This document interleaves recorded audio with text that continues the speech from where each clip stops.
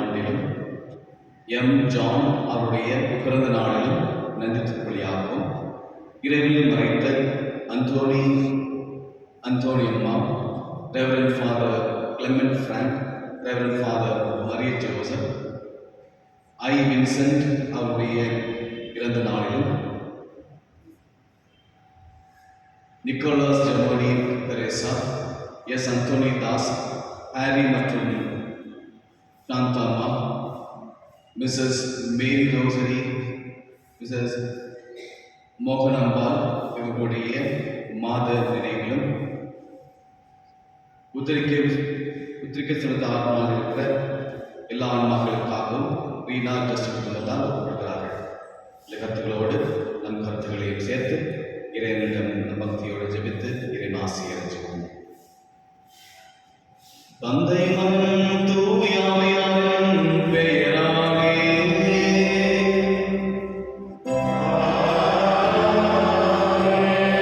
நம் ஆண்டவராகிய இயேசு கிறிஸ்துவின் கடவுளின் அன்பும் தூய ஆவியாரின் நட்புறவும் உங்கள் அனைவரோடும் இருப்பதாக.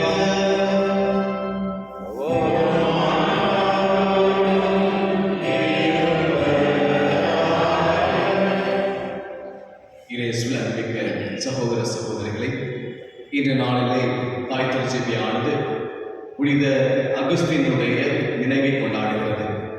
தன்னுடைய தாய் மோனிகாவுடைய தளராத ஜபத்தினாலும் உறுதியான இறைப்பற்றாலும் இவர் இறைவனில் மனம் மாறி கத்தோலிக்க கிறிஸ்தவராக மாறி, அது மட்டுமல்லாமல் திருச்சபைக்கு ஒரு எடுத்துக்காட்டான ஒரு ஆயராக உயர்த்தப்படுகிறார். அவருடைய வாழ்க்கையிலே முதலில் பணம், பதவி, உலக பெருமை, உலக ஆசை என்று வாழ்ந்தவர். அதிலெல்லாம் நாட்டம் கொள்ளாமல், அதிலெல்லாம் மகிழ்வுறாமல், இறைவா எங்களுடைய ஆன்மா உம்மிலே இளைப்பாறுதல் அடைகிறது, உம்மிலே அமைதி அடைகிறது என்று அவர் தன்னுடைய வாழ்மொழியாக அதை உணர்ந்து கொள்கிறார். இந்த உலகத்தின் நாட்டங்கள், இந்த உலக போக்குகள் நமக்கு மகிழ்ச்சியை தருவதில்லை. அது கொடுக்கிற அந்த மகிழ்ச்சி சில காலமே நீடிக்கும். ஆனால் இறைவன் கொடுக்கிற அந்த நிலையான அமைதி என்றென்றும் நம் வாழ்வில் மகிழ்ச்சியும் இறை அமைதியும் கொண்டு வரும். அதுதான் புனித அகஸ்தினுடைய வாழ்க்கையினுடைய ஒரு முக்கியமான ஒரு அம்சமாக இருக்கிறது. எனவே புனித அகஸ்தினாரை போல நாமும் நம்முடைய வாழ்க்கையை ஆராய்ந்து இவ்வுலகம் நமக்கு மகிழ்ச்சி தருவதில்லை, இறைவன் ஒருவரை நிலையான மகிழ்ச்சி தருகிறார் என்பதை உணர்ந்து இறைவன் நம்மை ஒப்படைத்து அகுஸ்தினார் வழியாக நமக்காகவும் நம் குடும்பங்களுக்காகவும் ஜெபிக்க நாம் சிறப்பாக இந்த திருப்பலியிலே பங்கு பெற்று அவர்கள் பரிந்துரை நாடுகிறோம். தூய மறை நிகழ்வுகளை கொண்டாட தகுதி பெறும் பொருட்டு நம் பாவங்களை ஏற்றுக்கொள்வோம்.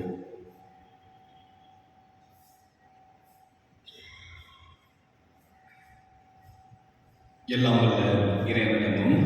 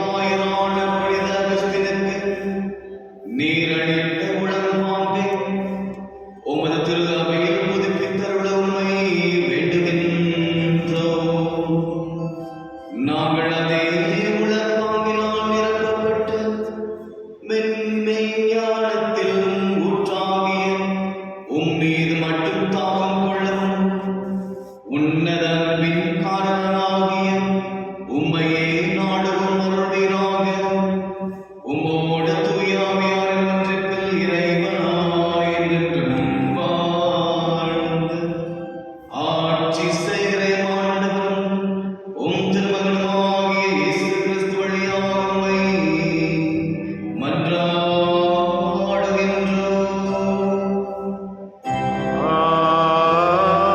ஆமென்.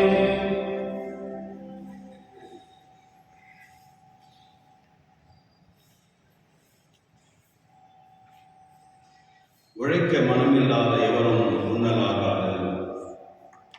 திருத்தூதர் பவுல் தெசலோனியருக்கு எழுதிய 2ஆம் திருமுகத்திலிருந்து வாசகம். அன்பர்களே, எங்களிடமிருந்து நீங்கள் பெற்றுக்கொண்ட முறைமையின்படி ஒழுங்காமல் சோம்பித் திரியும் எல்லா சகோதர சகோதரிடமிருந்தும் விலகி நில்லுங்கள் என நம் ஆண்டவர் இயேசு கிறிஸ்துவின் பெயரால் நாங்கள் உங்களுக்கு கட்டளையிடுகின்றோம். எங்களைப் போல் ஒழுங்குவது எப்படி என்பது உங்களுக்கு தெரியும். ஏனெனில் உங்களிடையே இருந்தபோது நாங்கள் சோம்பித் திரியவில்லை, எவரிடமும் இலவசமாக நாங்கள் உணவருந்தவில்லை. மாறாக உங்களுள் எவருக்கும் சுமையாய் இராதபடி இராப்பகலாய் பாடுபட்டு உழைத்தோம்.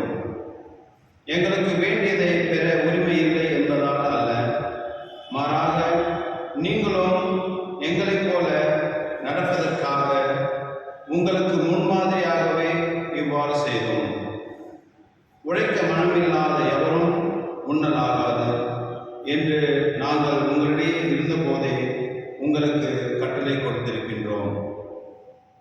அமைதி அருளும் ஆண்டவர் தாமே எப்பொழுதும் எல்லா வகையிலும் உங்களுக்கு அமைதி அளிப்பாராக. ஆண்டவர் உங்கள் அனைவரோடும் இருப்பாராக. இவ்வாழ்த்தை பவுலாகி நான் என் கைப்பட எழுதுகின்றேன். நான் எழுதும் திருமுகம் ஒவ்வொன்றுக்கும் இதுவே அடையாளம், இதுவே நான் எழுதும் முறை. நம் ஆண்டவர் இயேசு கிறிஸ்துவின் அருள் உங்கள் அனைவரோடும் இருப்பதாக. இது ஆண்டவர் வழங்கும் அருள்வாக்கு. இறைவாக்கு நன்றி. பதிலொலி பாடல். உங்கள் பதில். ஆண்டவருக்கு அஞ்சி அவர் வழி நடப்போர் பேறு பெற்றோர். ஆண்டவருக்கு அஞ்சி அவர் வழி நடப்போர் பேறு பெற்றோர். ஆண்டவருக்கு அஞ்சி அவர் வழி நடப்போர் பேறு பெற்றோர். உமது உழைப்பின் பயனை நீர் உண்பீர், நீர் நற்பெரும் நலனும் பெறுவீர். பல்லவி. ஆண்டவருக்கு அஞ்சி அவர் வழி நடப்போர் பேறு பெற்றோர். ஆண்டவருக்கு அஞ்சி நடக்கும் ஆடவர் எத்தகைய ஆசை பெற்றவராய் இருப்பர். ஆண்டவர் சீயோனிலிருந்து உமக்கு ஆசி வழங்குவாராக. உம் வாழ்நாளெல்லாம் நீர் எருசலேமின் நல்வாழ்வை காணும்படி செய்வாராக. பல்லவி. ஆண்டவருக்கு அஞ்சி அவர் வழி நடப்போர் பேறு பெற்றோர். அனைவரும் எழுந்திருப்போம்.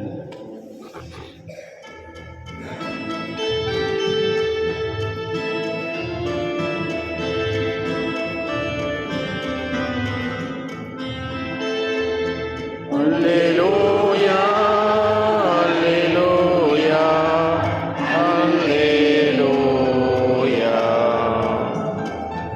அல்லேலூயா, அல்லேலூயா, அல்லேலூயா. கிறிஸ்துவின் வார்த்தையை கடைப்பிடிப்போரிடம் கடவுளின் அன்பு உண்மையாகவே நிறைவடைகிறது. அல்லேலூயா, அல்லேலூயா, அல்லேலூயா. ஆண்டவர்களோடு இருப்பாராக. உம் ஆன்மாவோடும் இருப்பாராக. மத்தேயு எழுதிய தூய நற்செய்தியிலிருந்து வாசகம். ஆண்டவரே, ஆசி உமக்கே.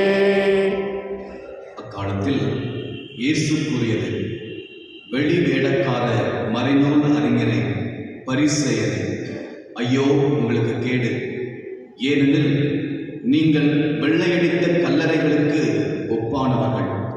அவை புறம்பே அழகாக தோற்றமளிக்கின்றன, அவற்றின் உள்ளேயோ இறந்தவர்களின் எலும்புகளும் எல்லா வகையான அழுக்குகளும் நிறைந்திருக்கின்றன. அவ்வாறே நீங்களும் வெளியே மக்களுக்கு நேர்மையாளராய் தோற்றமளிக்கிறீர்கள், ஆனால் உள்ளேயோ போலித்தனமும் நெறிக்கேடும் நிறைந்தவர்களாக இருக்கிறீர்கள்.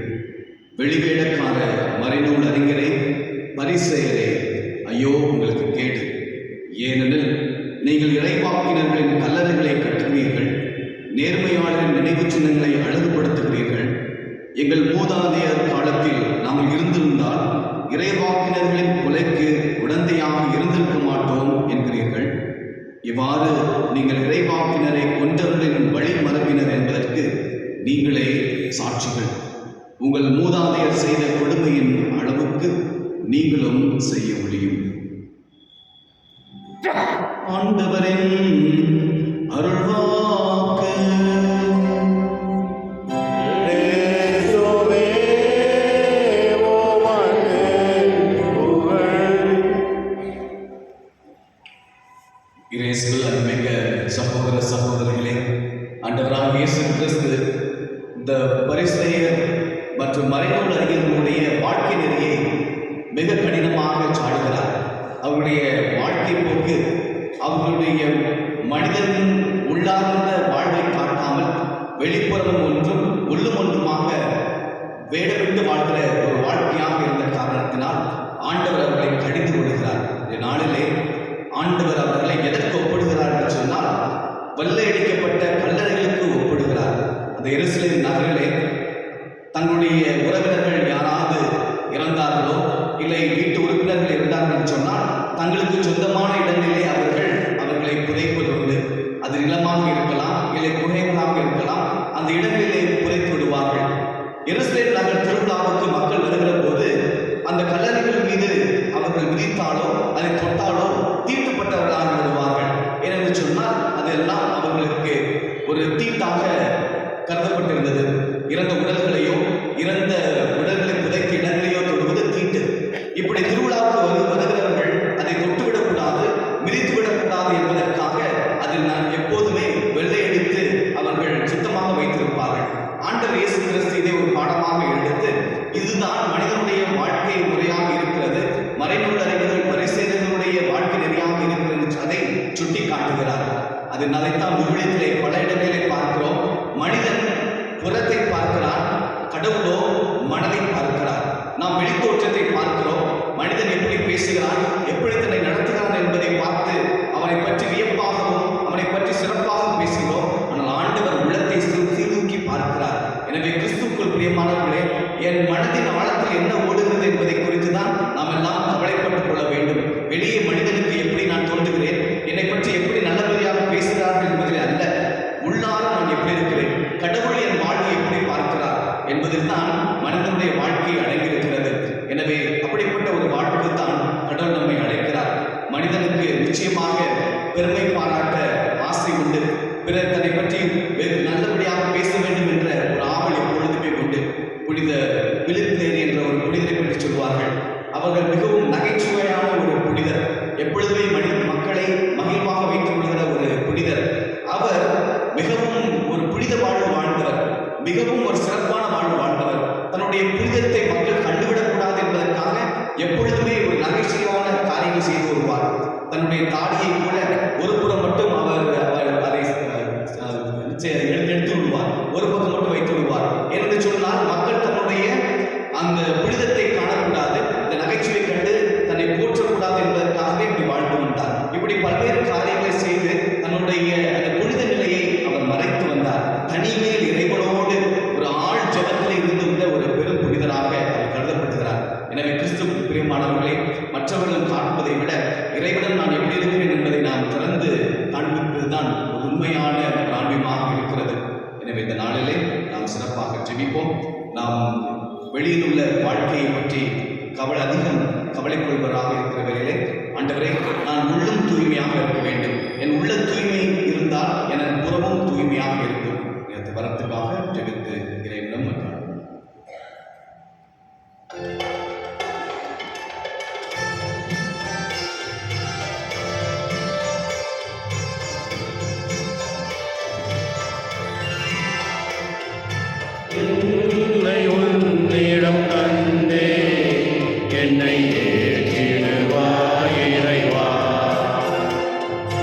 என்னை உன்னிடம் தந்தே என்னை ஏற்றிடுவாய் இறைவா.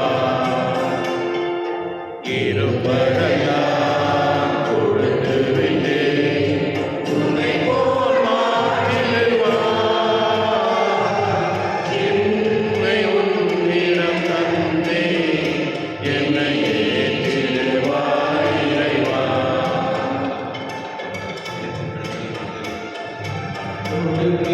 உள்ளம் தருந்தே நிறைவினை பொருந்திய உள்ளம் தருகின்றே இறைவினை காண விரைகின்றே. உன்னிடத்தில் சரணடைந்தேன் இனி எல்லாம் இறைவாகும். உன்னிடத்தில் சரணடைந்தேன் இனி எல்லாம் இறைவாகும். அதை உணர்ந்து கொண்டேன் இறைவா. என்னை உன்னிடம் தந்தே என்னை ஏற்றிடுவாய் இறைவா. சகோதர சகோதரிகளே, என்னுடைய முனைமானி பலி எல்லாம் வல்ல தந்தையாக இறைவனுக்கு ஏற்றுதாகும்படி மன்றாடுங்கள். ஆண்டவர் தமது பெயரின் புகழ்ச்சிக்காகவும் ஆட்சிக்காகவும் நமது நன்மைக்காகவும் புனித திரு அவை அனைத்து நலனுக்காகவும் உமது கையில் இருந்தபடி ஏற்றுக்கொள்வாராக. ஆண்டவரே, எங்கள் மீட்பின் நினைவை கொண்டாடும் நாங்கள் உமது கனிவை பணிவுடன் வேண்டுகிறோம். அதனால் இந்த பரிவிரக்கத்தின் அருள் அடையாளம் எங்களுக்கு ஒற்றுமையின் அடையாளமாகவும் பிறர் அன்பின் பிணைப்பாகவும் அமைவதாக. எங்கள் ஆண்டவராகிய கிறிஸ்து வழியாக உம்மை மன்றாடுகின்றோம்.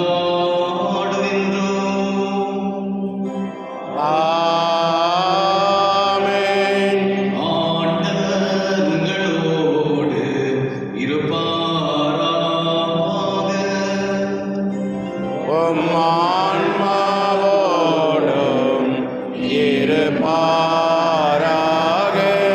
இதயங்களை மேலே எழுப்புங்கள்.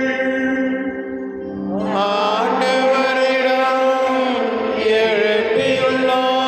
நம் இறைவனாகிய ஆண்டவருக்கு நன்றி கூறுவோம். அது தகுதியும் நீதியும் ஆனது. ஆண்டவரே, தூயவரான தந்தையே, என்றுமுள்ள எல்லாம் வல்ல இறைவா, எங்கள் ஆண்டவராகிய கிறிஸ்து வழியாக எந்நாளும் எவ்விடத்திலும் நாங்கள் உமக்கு நன்றி செலுத்துவது மெய்யாகவே தகுதியும் நீதியும் ஆகும். எங்கள் கடமையும் மீட்புக்குரிய செயலும் ஆகும். ஏனெனில் உம் புனிதர்களின் வியத்தகு சாட்சியத்தால் உமது திரு அவை என்றும் புதிய ஆற்றல் பெற்று வளமடைகின்றது. இவ்வாறு எங்கள் மீது நீர் கொண்டிருக்கும் பரிவன்பை தெள்ளத் தெளிவாக காட்டுகின்றேன்.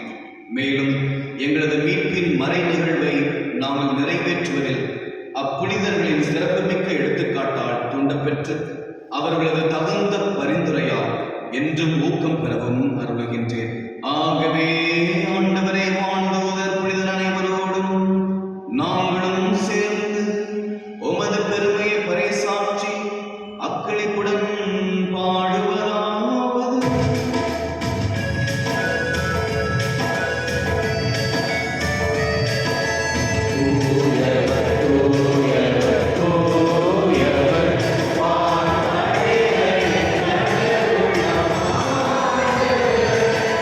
Sing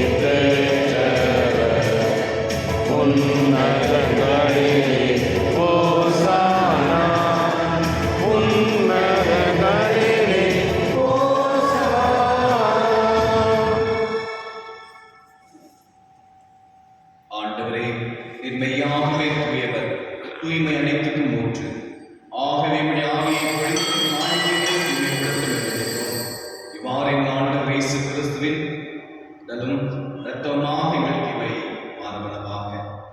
அவர் பாடுபட உளம் கனிந்து தம்மை கையெழுத்த போது அப்பத்தை எடுத்து நன்றி செலுத்தி அதை பிட்டு தம் சீடர்களுக்கு அளித்தவர் கூறியதாவது: அனைவரும் இதிலிருந்து பெற்றுக் கொள்ளுங்கள், ஏனெனில் இது உங்களுக்காக கையளிக்கப்படும் என் உடல்.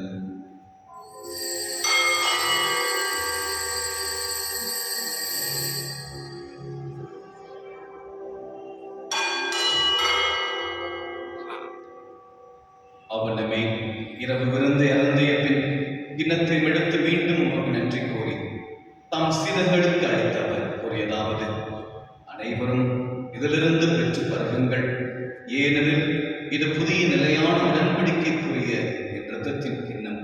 இது பாவ மன்னிப்புக்கென்று உங்களுக்காகவும் பலருக்காகவும் சிந்தப்படும். இதை நினைவாக செய்யுங்கள்.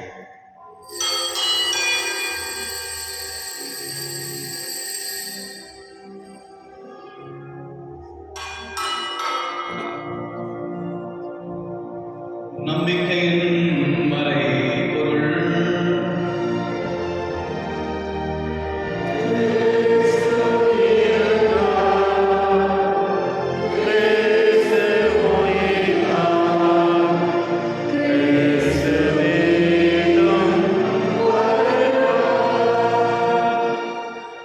ஆகவே ஆண்டவரே, நாங்கள் கிறிஸ்துவின் இறப்பினை உயிர்ப்பினை நினைவுகூர்ந்து வாழ்வதன் அப்பத்தை மீட்பளிக்கும் கிண்ணத்தை ஒப்புக் கொடுக்கின்றோம்.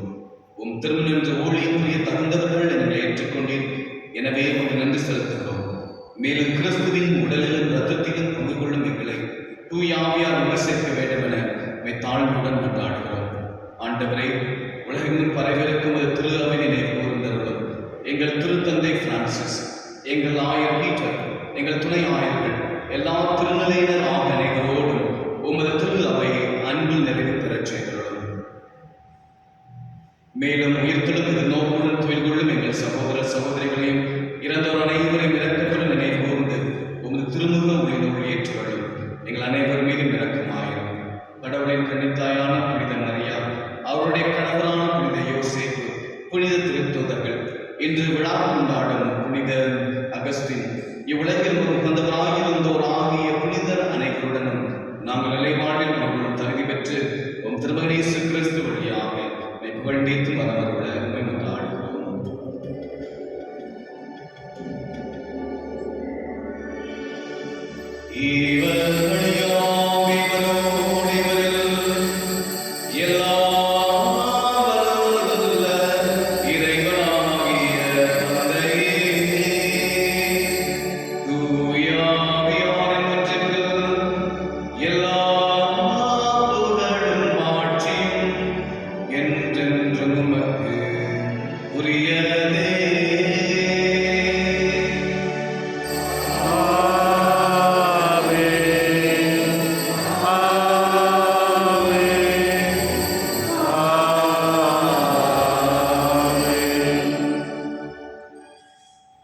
மீட்பரின் கட்டளையால் கற்பிக்கப்பட்டு இறைவடிப்பனையால் பயிற்சி பெற்று நாம் புரிந்து சொல்வோம். உமது பெயர் நொழியென கொண்டு வருக, உமது ஆட்சி வருக, உமது திருவுளம் விண்ணுலகில் நிறைவேறுவது போல மண்ணுலகிலும் நிறைவேறுக. எங்களுக்கான உணவை இன்று எங்களுக்கு தாரும். எங்களுக்கு எதிராக குற்றம் செய்வோரை நாங்கள் மன்னிப்பது போல எங்கள் குற்றங்களை மன்னியும். எங்களை சோதனைக்கு உட்படுத்தாதீர்கள், தீமையிலிருந்து விடுவித்தருளும். ஆண்டவரே, தீமை அனைத்திலிருந்தும் எங்களை விடுவித்து எங்கள் வாழ்நாளில் அமைதியை கனிவுடன் அருளும் என்றாடுகிறோம். உமது இரக்கத்தின் உதவியால் நாங்கள் பாவத்திலிருந்து எப்போதும் விடுதலை பெற்று யாதொரு கலக்கமும் இன்றி நலமாயிருப்போமாக. நாங்கள் எதிர்நோக்கியிருக்கும் பேரின்பத்திற்காகவும் மீட்பராக இயேசு கிறிஸ்துவின் வருகைக்காகவும் காத்திருக்கின்றோம். ஏனெனில் ஆட்சியும் வல்லமையும் ஆட்சியும் என்றென்று உமதே. ஆண்டவர் இயேசு கிறிஸ்துவை, அமைதியை உங்களுக்கு விட்டுச் செல்கிறேன், என் அமைதியை உங்களுக்கு அளிக்கிறேன் என்றும் திருத்துதலுக்கு மொழிந்தீரே. எங்கள் பாவங்களை பாராமல் உமது திரு அவை நம்பிக்கை கண்ணோக்கி உமது திருவுளத்துக்கு ஏற்ப அதற்கு அமைதியும் ஒற்றுமையும் அளித்துள்வீராக. என்றென்று வாழ்ந்து ஆட்சி செய்கின்றவர் நீரே. ஆமென். ஆண்டவருடைய அமைதி உங்களோடு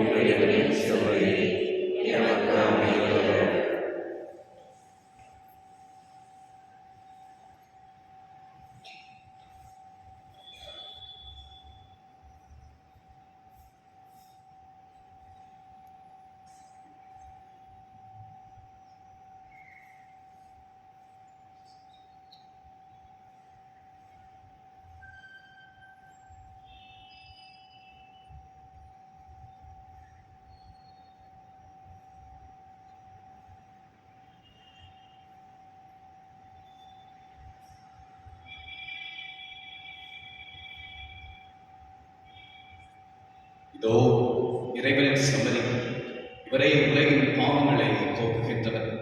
செம்மறி விருந்துக்கு அழைக்க பெற்ற நாம் வேறு பெற்றோர்.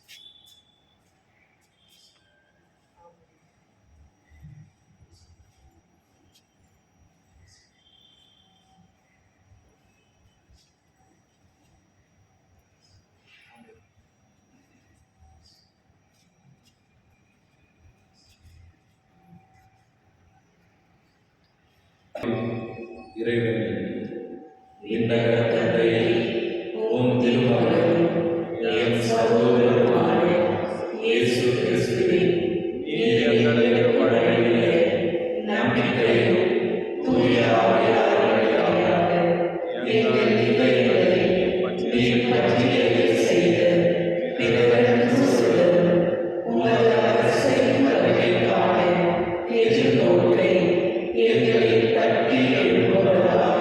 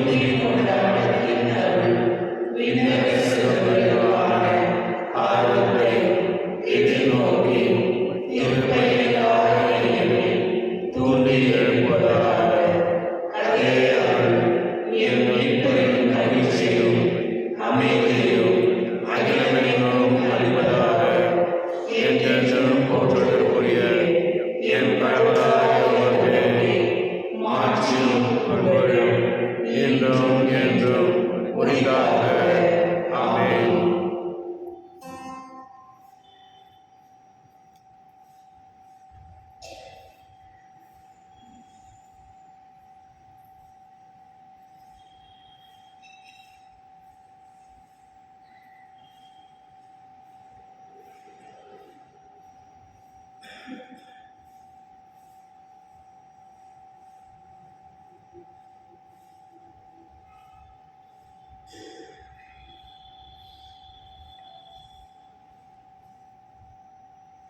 மன்றாடுவோமாக.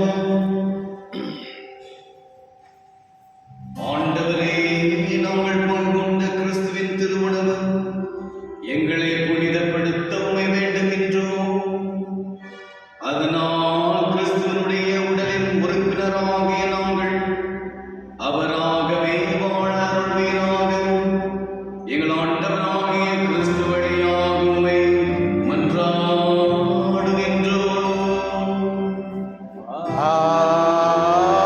ஆமென். ஆண்டவர்களோடு இருப்பாராக. உம் ஆன்மாவோடும்